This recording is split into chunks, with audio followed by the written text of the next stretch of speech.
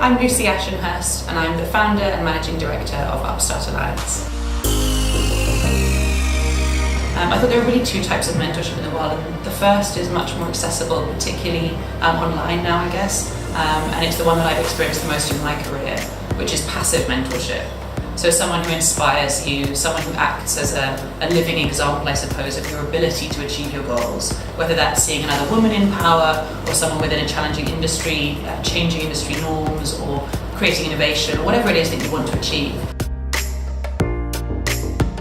When I started training as a lawyer originally in a large firm in London, there was a young female partner who was in the area that I was interested in, and she was she balanced very well that sense of being very assertive and confident and competent without straying into either of the, I suppose, gender stereotypes of trying to be a man to succeed or of being too softly or playing off her femininity. She just was herself. She was a very authentic person in the way that she dealt with herself at work, and she'd achieved a great deal fairly early on in her career.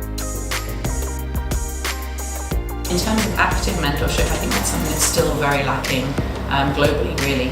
I think there's very few structures. There are some that are fantastic, and of course Lean-In is one of them. I think one of the difficulties is that some people don't want to seek a mentor within their actual organisation because they feel that then there is either a pressure or a concern that if they share too much about the concerns or issues, that maybe that might filter somewhere else. So I think there's a huge space for proactive mentoring. So I think once you have started to rise, and you don't need to be super senior, but once you have something to share, some experience to share, I think it's beholden on us to proactively seek out mentees and try and do what we can to create that environment. And I think we'd all benefit from more organisations that give space for that to happen perhaps within your industry, but not necessarily only within your organisation. I think there's a big piece about, from the mentee perspective maybe, rather than the mentor perspective, of being open to being challenged. I think transparent communication is important in any relationship, but I think if you hope to grow as a person and learn from someone, you have to also be willing to listen to criticism.